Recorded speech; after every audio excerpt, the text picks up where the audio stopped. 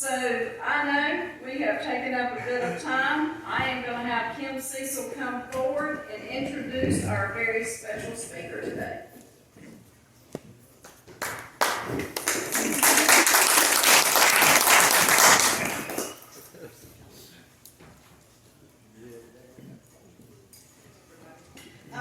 Before I introduce our speaker today, I emailed or texted Wayne Meeks this morning, and his celebration is this afternoon, and I told him I was working, wouldn't be able to come, and he sent me this note back, and it's just very sweet. He sent me the first part, and I'll read you what he said to the club. He said, "I wish our job did not require so much of our time so that I could have participated more in radio functions, but please know that the Salvation Army is a better organization because of Rotary and people like you. Please tell everyone goodbye for us today, as my wife and I are packing and can't attend today's meeting. Simply tell them we love you all as Jesus loves us, and that it has been an honor for us both. Much love, Wayne." So that was from Wayne, and I want to share that with y'all today.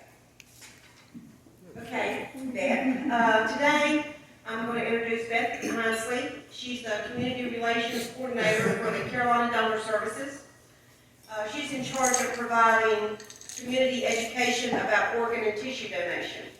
She's a graduate of North Carolina State University, where she received a degree in horticulture, which along with nursing were the two passions in her life. Beth then attended Winston-Salem State University, where she received a bachelor's degree in nursing. She's worked for the Carolina Donor Service for over 24 years.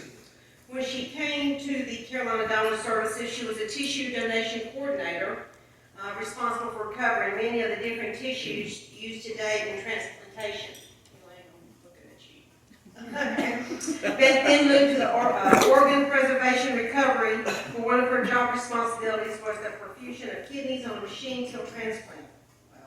Today, Beth's focus is offering community education about organ and tissue donation, and I welcome Beth Hinesley as our speaker. A horticulture degree, and that is true, yes. My grandfather has a tree farm up in the mountains of North Carolina, and he said to my cousin and I, if you will get the education, this will all be yours. So young minds were thinking this would be easy. We'll go to school, and then life will be great. Well, I'm from Winston-Salem, born and raised in the city. I had never farmed before in my life.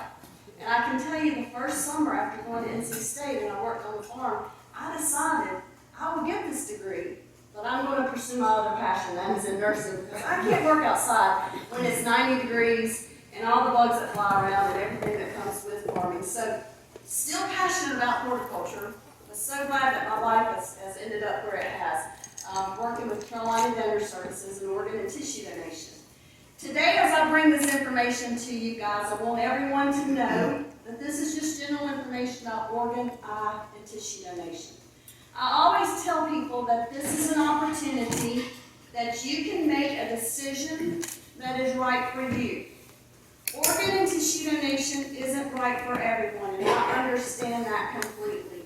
But all too often, people sometimes make a decision that they don't want to be a donor based on something that someone told them. They saw a TV show the other night, like Grey's Anatomy or Chicago Med or one of those, and they're not quite sure it's true what doctors do or don't do with organ donation, so they're a little hesitant to register. And other fears that they have that they're just afraid to ask questions. And so I get out in the community and I just offer the education to people to let them know if you have a question, if you have a fear, let's talk about it. And then these are the ways to register in North Carolina. So today, remember this is just general information about organ and tissue donation. You never know how you'll be touched by donation. When I got into nursing, I was a trauma ICU nurse at Baptist Hospital. And working the ICU, you usually had about 2 patients. You were a nurse to either 1 or 2 patients, and you worked with that patient for about 12-hour shifts. And it just so happened on Sunday afternoon, there was a young 18-year-old patient that was airlifted into the hospital, and she was my patient. She had been involved in a car accident. And so for 4 days, we did everything medically possible to save this young lady's life. But unfortunately, on the 4th day, doctors did some tests, and it was determined that she had died of the injuries she sustained in the car accident. She had severe head injuries. So as a nurse, for 4 days, I got to know this mom and dad. I got to know this young lady's brother, grandparents, extended family and friends that came to the hospital to visit. And I knew one of my jobs as a nurse is I had to call the organ procurement organization and notify them of this death. But I can tell you like it was yesterday. As I was talking to the coordinator, I said to them, I'm pretty sure this family's not going to want to donate. Now, donation had not been brought up. The doctors had not brought up organ donation. The nursing staff, we had not brought up organ donation. But I took the tears, the grief, the emotions that I saw this mom and dad, this brother, extended family and friends. I saw what they were going through, and I just assumed that they had been through too much. Well, thankfully, the coordinator came to the hospital, and I had an opportunity to go into the family consultation room with this family. And I can remember still grabbing a hold of their arm and going, I know you have to ask this question, but I'm pretty sure you're going to get a no. Thankfully, they didn't listen to me. Thankfully, they went on in. They asked the question about organ donation, and I saw the mom immediately turn to the dad, and I expected a no. I thought it was going to be an immediate reaction, and that this family was going to say no. But what I heard was yes. Do you remember what Brooke said? Now, unbeknownst to me at 16 years old, this young lady, when she went to the DMV driver's license office, she was asked that one question that we're all asked. Do you want to be a donor? She proudly said yes and put the heart on her driver's license. And that night at the dinner table, and I wish everybody would do this, whether it's a yes or a no.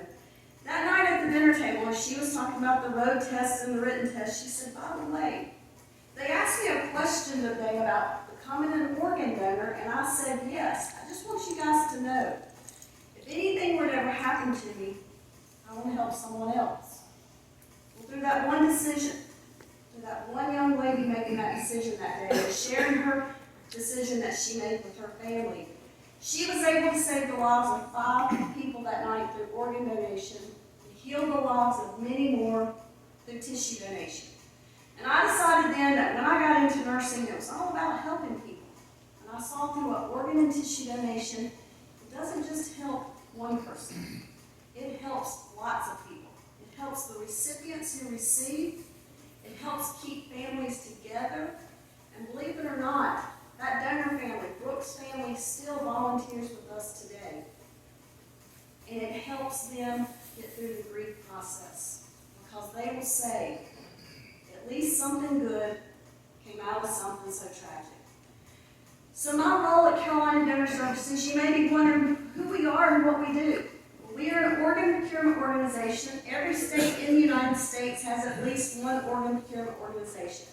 We're pretty fortunate here in North Carolina. We actually have 2. We have Carolina Donor Services, and our area of service is from Marion, North Carolina, all the way to the coast. We work with 111 hospitals in those counties, and we work with 4 transplant centers. We work with Baptist, Duke, UNC, and what used to be called Pitt Memorial Hospital there in Greenville, North Carolina. They have since changed their name to Vidant Medical Center.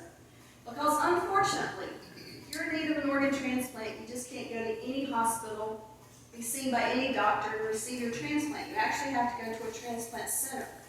So the great news here is we actually have 5 transplant centers in North Carolina. The 5th is Carolina's Medical Center, and they work with the other organ procurement organization, Life Share the Carolinas. We do the exact same thing. It's just when our state was divided up with the counties and the hospitals, that's kind of how they drew the line. From Marion, North Carolina, all the way to the coast is us. From Charlotte to the western tip counties of North Carolina is Life Share the Carolinas. We do the exact same thing. But you may be wondering, well, is there really a need? Are there a lot of people waiting? Why is this something I should think about? Well, right now today, there's over 3,000 patients waiting for a life-saving organ transplant just here in North Carolina. The organs they're waiting on: heart, lungs, liver, kidney, pancreas, and small intestine. Now, oftentimes people say, okay, 3,000 people. It can't be that many more. Unfortunately, across the United States, there's over 107,000 people waiting for a life-saving organ across the United States. The number one needed organ, both here in North Carolina and across the United States, are kidneys. Kidneys are the number one needed organ. You may actually know someone who's in kidney failure that may be on dialysis. They may be going to a dialysis center to do their treatment, or they may be able to do it at home. But kidneys right now are the number one needed organ. So that's why we get out, and that's why we talk to people, because just one person, because I often hear people say to me, well, Beth, that's a lot of people. Now that you put it into that perspective, that's a lot of people waiting. I'm just one person. What difference can I make? And amazingly enough, just one person in this room, one person today who registers to be an organ donor could potentially save the lives of up to 8 people.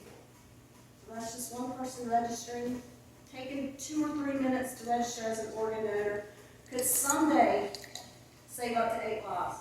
That same person who registers to be a tissue donor could heal the lives of over 75 people. Tissue are donated and used in hospitals every day, all across North Carolina and all across the United States. The tissue I'm talking about are things like skin grafts. The number one needed use for skin grafts are for burn patients. Now, oftentimes when we talk about skin grafts, people say to me, whoa, wait a minute. I was with you all the way up until you started talking about skin grafts. Where exactly are they recovered? Because that makes me a little hesitant. There's only 2 places skin is recovered, the back of the leg and the small of the back. If you were to hold up a sheet of paper, that's about the thickness of grafts that's recovered. But that graft can go to actually save and heal the lives of patients who have severe burns. For these patients, they're at risk of fluid loss and also infection. And so for these patients, skin grafts are a life-saving tissue. Other tissues that are recovered, bone grafts, heart valves, tendons, ligaments, and corneas are all tissues that can be donated to help heal the lives of many, many people. I met a gentleman before COVID happened. It's been quite a while ago, but I met a gentleman at a conference, and I never really thought about the impact of being a corneal donor until I heard his story. This was a man who got married at the age of 19. He was involved in a chemical explosion at work 1 year after being married. Unfortunately, with the chemical explosion, he lost his sight. He was in his mid-60s, and no one had ever talked to him about a corneal transplant until he started seeing a new doctor. The new doctor suggested to him, I think this may be able to help you. Would you like to be a recipient and let's try to do a corneal transplant for you? And he said, what do I have to lose? So he did receive a transplant. He received 2 corneas. And he said, and this is what got me, this is what sealed the deal for me. He said, as they removed the bandages, and my eyes started adjusting to the light, and I was able to start making out the fuzziness and start seeing the images in front of me. He said, I saw my wife for the first time. After losing my sight, being married for only 1 year. And I said to her, you're as beautiful today as the day I married you. He also had 2 grown children, 2 sons, and he had 4 grandchildren that he had never seen before. He was able to kind of visualize what they may look like just by hearing their voice. He had never seen them. But through the gift of a complete stranger, someone who registered to be a cornea donor, he was able to regain his sight, and he can now see today. So I thought to myself, I do want to save lives. I do want to be an organ donor. But if I could give the gift of sight to someone who cannot see, that would be one of the greatest gifts I feel like I can leave behind. A legacy for me, for them to continue to live life to be able to see. And this is what donation means. It's giving someone that second chance at life. Now, out in the community, there's lots of questions that people have for me. One of the number one things I think people wonder is, Beth, I was on board with this 10, 15, 20 years ago. I put hard on my license. But as I've gotten older, and my body's gotten older, if you heard me try to get out of bed this morning, you would wonder, is there anything anybody would want? I think I I ignored everything out. Is there an age limit? Because I think I've gotten too old to do this. This sounds great, but is there an age limit? Amazingly enough, there is no age limit for organ donation. One of the oldest organ donors in the United States just happened about a month ago. He was in his mid-90s. He was able to donate his liver and kidneys to recipients who were in their late 70s. They're still doing great with the organs they receive. So the doctors look at the health of the organs and not the age of the donor. Another question people ask me are, I have high blood pressure, I have diabetes, I have other health problems. Is there anything health-wise that's going to rule me out to be an organ donor? And I say to people all the time, there's actually only two things that automatically rule you out for organ donation. Active cancer and now COVID. We're not able to take organs from someone who dies of COVID, but active cancer and COVID. But I tell people, don't worry about any of that. Even with active cancer, you can still donate your corneas to give sight to someone who cannot see. So if that's a worry, don't worry about that. Doctors will determine the suitability of your organs and tissue before they're recovered. So don't worry about health issues, just go ahead and register. And the last big question that people ask in the community is there a cost involved? I want to do this, but I want to make sure I don't leave any cost behind to my family. Will there be any charges to my family if I'm an organ or tissue donor? And the answer to that is no. All costs related to organ and tissue recovery and donation is picked up by the Organ Procurement Organization. Your family will never be charged at all for you to be an organ or tissue donor. So those are the big questions that people ask out in the community, and those are sometimes some of the things that make people hesitant to want to register. But then they ask the question, okay, so far this sounds pretty good, I think I may want to do this. How do I register in North Carolina to be an organ and tissue donor? We've made it simple through some legislation that has passed, and I don't know if you guys saw, on Monday, Governor Cooper was able to sign a new law that if you have a heart on your license, you're over the age of 18, you're now in the DMV registry as an organ, eye, and tissue donor. So when you can no longer tell your wishes, your decision is now in the DMV registry. 18 years or older for it to be legal first-person consent. The bill that was passed on Monday is that it's yes and carryover. So what we're wanting to do, because some people say, do I always have to say yes? Can it just be that I'm registered and you don't have to bother about that anymore? And the answer to that is yes now. If you're in the DMV registry as a donor, you'll stay in there. The other way to register, and if you ever were to change your mind, say you have a heart on your license, but you change your mind, maybe there's something you decide you don't want to donate. How do I unregister myself, and what would I need to do? And we have a state online registry. It's donatelifenc.org. You can go online. You can register your decision to be an organ, eye, and tissue donor. That registry, like the DMV registry, if you're 18 years or older, is legal first-person consent. I have some information over on the table and some goodies for you guys, but this card right here talks about the DMV, the driver's license, placing the heart on your driver's license, and also the online registry. On the back, it has the website that you can go on to register online to be an organ, eye, or tissue donor. So feel free to take one of these brochures, and feel free to take any of the goodies back there that you see. But today, I just wanted to bring you guys some information, something to think about. What I always tell people is, be like the young lady that I worked with at the hospital's family. Let your family know your decision. It's a one-time conversation. It's not something you have to keep bringing up over and over. Maybe don't do like me. I picked Thanksgiving because all the family was together, and I thought this would be an opportune time to let everyone know my decision. I was quickly told by my grandparents that this was not a topic that we needed to discuss at the table, but I think to this day, everyone still remembers. You know what her decision is, because she let us know in the most inopportune time. But take an opportunity. Let your family know if this is something you want to do, or if this is something you don't want to do. But again, thank you for having me here today. Are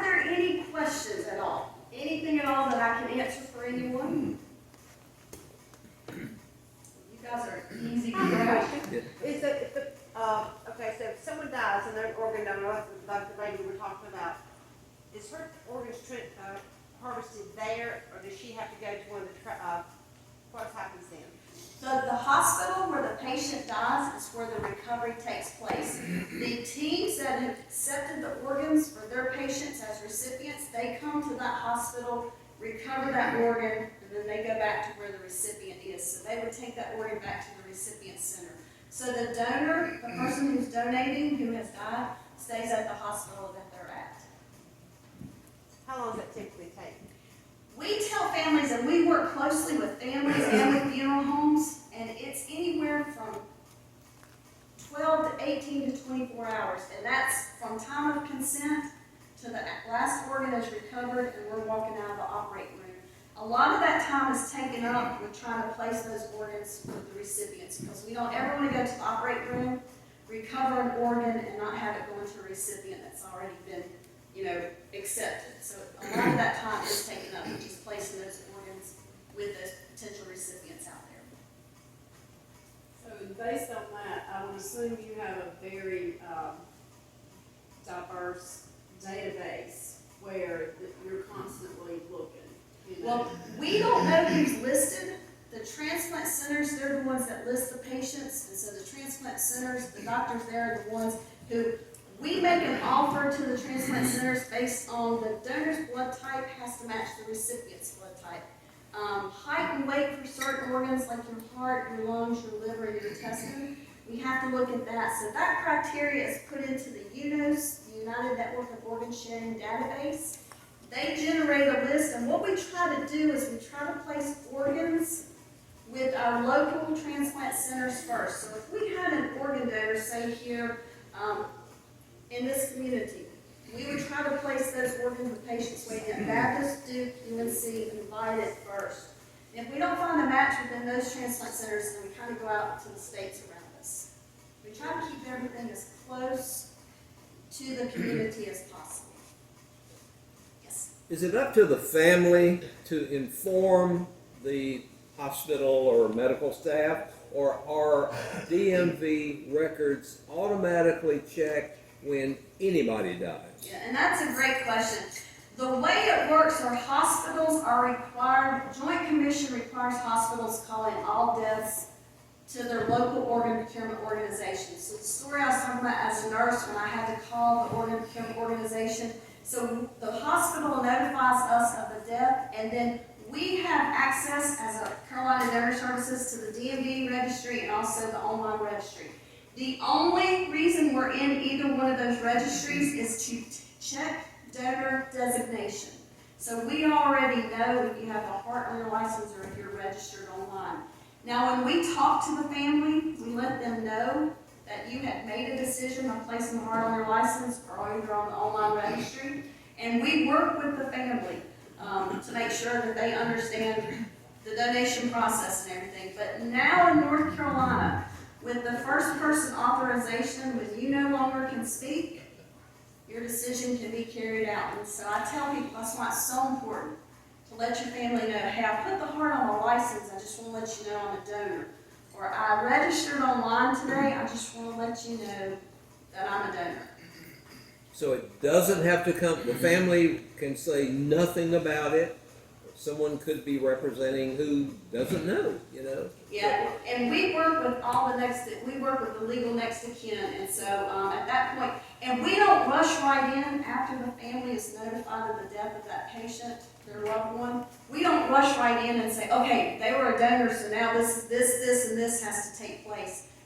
We make sure the family processes what has happened, because I can tell you, if you're not at the place where you're accepting, and it's hard to be at that place, and I understand completely, I am a donor family member myself, it's hard to hear anything else or to make any other decisions. And so we make sure the family is at a place where they can talk about the next steps. And it could be anywhere from not long after the doctors have told the family that their loved one has died, till it could be hours from now. Just however long it takes the family to process that, we're available and we work with families.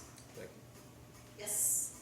So you had mentioned pancreas as one of the options. So can you give us some information on kind of how diabetes, like, how does that come about? Because obviously that's something that's kind of growing in the nation and the world, really. So how, I guess, you say kidneys are number one, but how can a pancreas transplant play into helping maybe a diabetic patient? It can help tremendously, and I also am a recipient family member. I have a cousin who's about a year younger than I am, and age 7, she was diagnosed with diabetes. As she got older, the diabetes continued to get worse, and her kidneys began to fail because of diabetes pretty much caused kidney failure. She was on the waiting list for both a kidney and a pancreas. Now, oftentimes people say, okay, what does that pancreas do if you get a transplant? Literally, when she received her new pancreas, it was doing the job it was supposed to, and so for her, the diabetes was cured. To the point where she no longer checks her blood sugars, and she no longer wears an insulin pump, and it's doing the job that it's supposed to. The reason I say kidneys were the number 1 needed organ with dialysis, the other organs, if you're in organ failure, say liver failure, things like that, there's not a machine out there that can do the work that organ can no longer do. Dialysis, people can be on dialysis for years. We don't want them to be. We hope that someday, we get more registered donors, and there's more organs available for those people who are waiting. But the pancreas literally can cure the diabetes to the point where no more insulin and no more checking blood sugars. Is that a common option that doctors offer for, and is it just type 1 or type 2? Doctors are getting more and more, becoming more and more advocates for seeing if a transplant can help their patient. Sometimes people are in organ failure, and even a transplant will not be able to help them. It's just a process that even if they were to get a transplant, they're still going to be in that organ failure. So we right now are working with, so doctors are now being more advocates for sending their patients to the transplant centers to be worked up for transplants. And for the pancreas transplant, you're usually looking at patients with severe diabetes who are, especially who are not able to be controlled a lot with insulin and are having a lot of problems. Sometimes people choose not to do transplant, even though it may help them. I've talked to several people before who they trust dialysis, they know it works, they go there every other day, and they know that machine is working. For them, it scares them to death to take a chance on getting an organ and taking that chance because they don't know if it's going to work or not. And so there are people who they would rather just maintain what they've got and not even think about transplant. And I understand that as well. But over there is information and goodies, and again, thank you for the wonderful lunch and the opportunity to come and speak to each of you guys.